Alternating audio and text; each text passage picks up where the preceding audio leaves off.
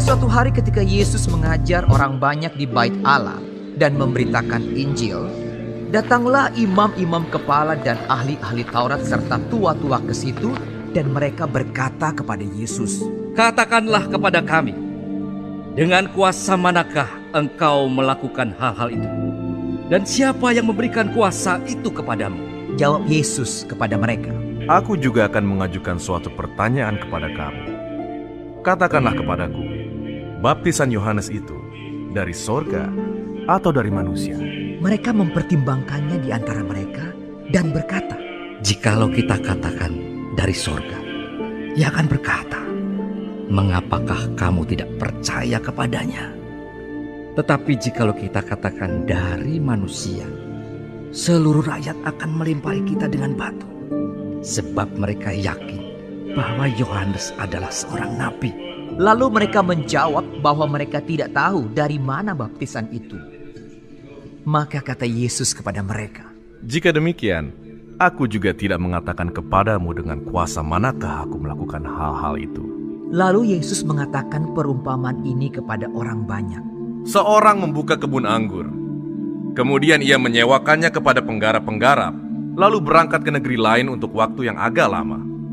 Dan ketika sudah tiba musimnya, ia menyuruh seorang hamba kepada penggarap-penggarap itu, supaya mereka menyerahkan sebagian dari hasil kebun anggur itu kepadanya.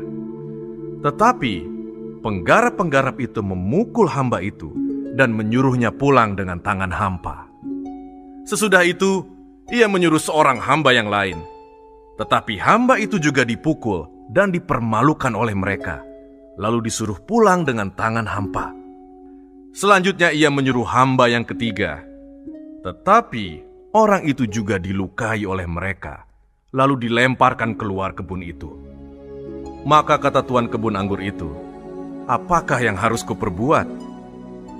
Aku akan menyuruh anakku yang kekasih."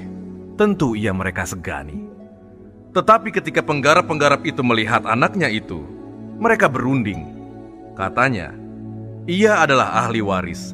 Mari kita bunuh dia, supaya warisan ini menjadi milik kita." Lalu mereka melemparkan dia keluar kebun anggur itu dan membunuhnya. Sekarang, apa yang akan dilakukan oleh tuan kebun anggur itu dengan mereka? Ia akan datang dan membinasakan penggarap-penggarap itu dan mempercayakan kebun anggur itu kepada orang-orang lain. Mendengar itu mereka berkata, "Sekali-kali jangan." tetapi Yesus memandang mereka dan berkata, Jika demikian, apakah arti nas ini?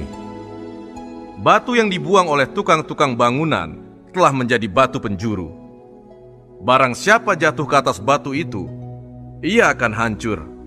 Dan barang siapa ditimpa batu itu, ia akan remuk. Lalu ahli-ahli Taurat dan imam-imam kepala berusaha menangkap dia pada saat itu juga. Sebab mereka tahu bahwa merekalah yang dimaksudkannya dengan perumpamaan itu.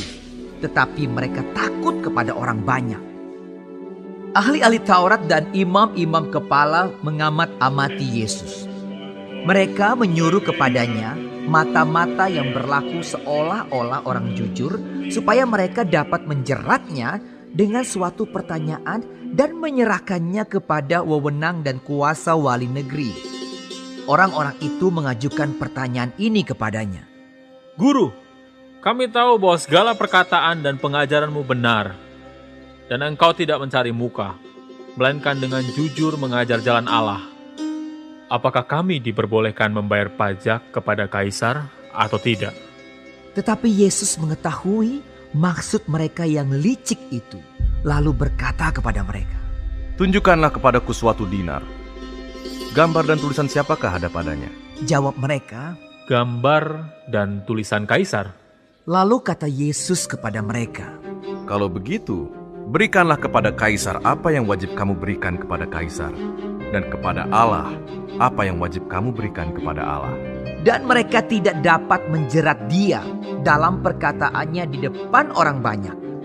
Mereka heran akan jawabnya itu dan mereka diam.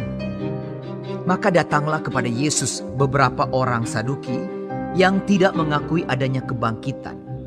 Mereka bertanya kepadanya, "Guru, Musa menuliskan perintah ini untuk kita.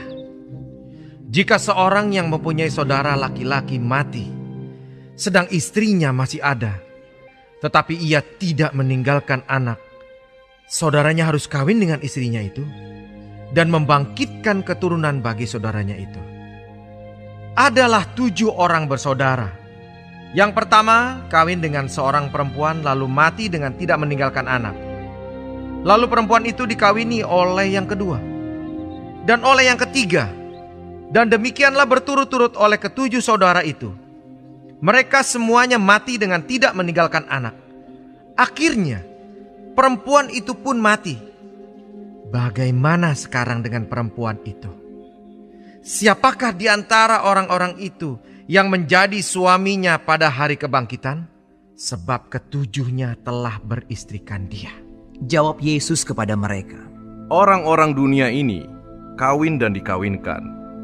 Tetapi mereka yang dianggap layak untuk mendapat bagian dalam dunia yang lain itu, dan dalam kebangkitan dari antara orang mati, tidak kawin dan tidak dikawinkan. Sebab mereka tidak dapat mati lagi. Mereka sama seperti malaikat-malaikat, dan mereka adalah anak-anak Allah, karena mereka telah dibangkitkan. Tentang bangkitnya orang-orang mati, Musa telah memberitahukannya dalam nas tentang semak duri, di mana Tuhan disebut Allah Abraham, Allah Ishak, dan Allah Yakub. Ia bukan Allah orang mati, melainkan Allah orang hidup. Sebab di hadapan Dia, semua orang hidup. Mendengar itu beberapa ahli Taurat berkata, Guru, jawabmu itu tepat sekali. sebab mereka tidak berani lagi menanyakan apa-apa kepada Yesus. Tetapi Yesus berkata kepada mereka, Bagaimana orang dapat mengatakan bahwa Mesias adalah anak Daud? Sebab Daud sendiri berkata dalam kitab Mazmur, Tuhan telah berfirman kepada Tuanku, duduklah di sebelah kananku, sampai kubuat musuh-musuhmu menjadi tumpuan kakimu. Jadi Daud menyebut dia tuannya. Bagaimana mungkin ia anaknya pula? ketika semua orang banyak mendengarkan, Yesus berkata kepada murid-muridnya, Waspadalah terhadap ahli-ahli Taurat, yang suka berjalan-jalan memakai jubah panjang dan suka menerima penghormatan di pasar, yang suka duduk di tempat terdepan di rumah ibadat dan di tempat terhormat dalam perjamuan, yang menelan rumah janda-janda dan yang mengelabui mata orang dengan doa yang panjang-panjang. Mereka itu pasti akan menerima hukuman yang lebih berat.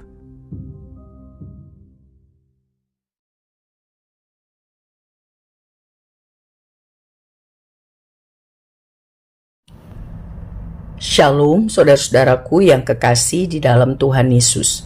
Puji Tuhan kalau hari ini kita masih diberi kesempatan hidup dan dapat mempelajari firman Tuhan dari kitab Lukas 20. Tuhan Yesus memberkati. Yang pertama mengenai pertanyaan mengenai kuasa Tuhan Yesus serta perumpamaan tentang penggarap-penggarap kebun anggur.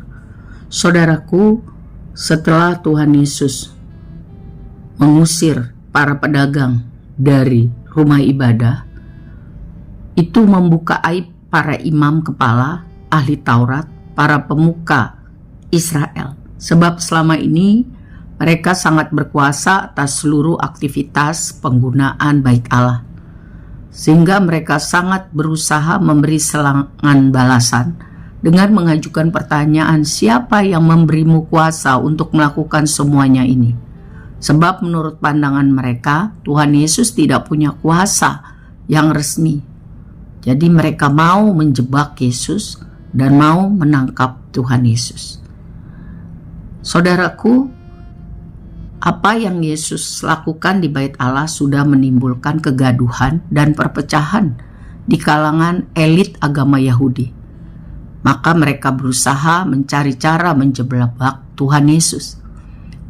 Mereka memancing Tuhan Yesus masuk dalam perdebatan tentang sumber kuasa, otoritas.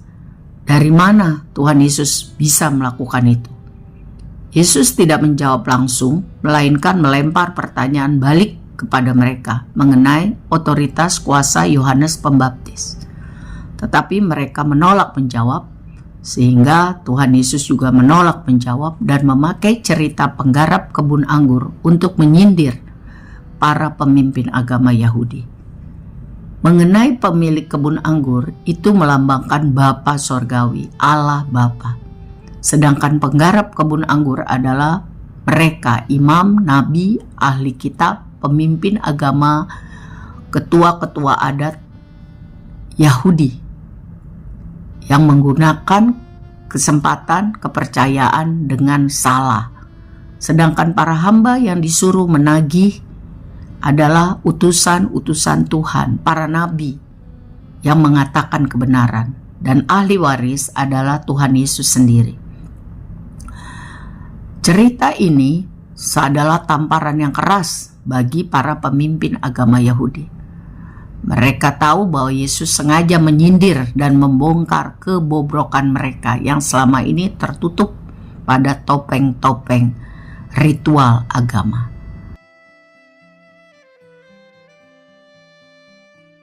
Hati-hati dengan penggunaan kesempatan-kesempatan yang Tuhan berikan di dalam kehidupan, apapun itu, karena semua akan kita pertanggungjawabkan di hadapan Tuhan yang Maha Tahu.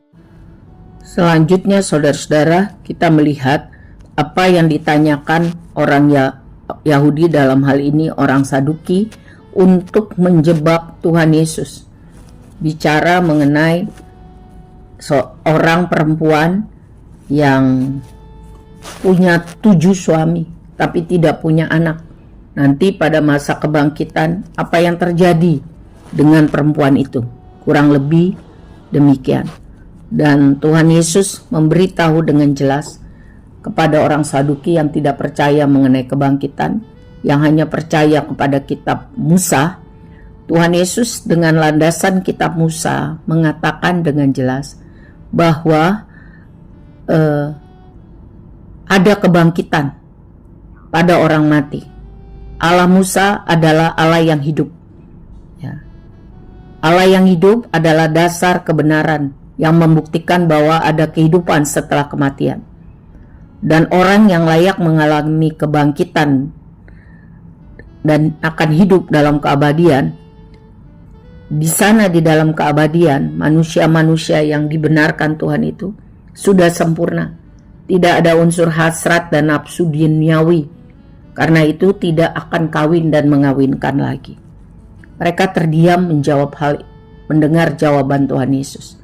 Karena jawaban itu sungguh logis. Selanjutnya Tuhan Yesus bicara mengenai penguasa dan kekuasaannya. Kekuasaan jangan dipakai untuk mendatangkan kemuliaan bagi diri sendiri, mencari gengsi, mengeksploitasi rakyat kecil untuk keuntungan pribadi.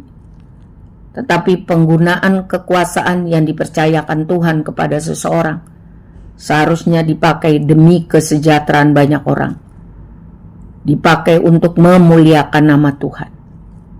Jadi kekuasaan tidak boleh berpusat pada diri sendiri, tetapi kekuasaan yang dipercayakan Tuhan kepada seseorang harus digunakan dengan benar demi kesejahteraan banyak orang, demi kemuliaan nama Tuhan. Tuhan tolong kita untuk dapat melakukan firman Tuhan. Tuhan tolong para pemimpin bangsa kita supaya juga mereka takut akan Tuhan dan dapat hidup sesuai dengan kehendak Tuhan, terutama orang-orang yang mengaku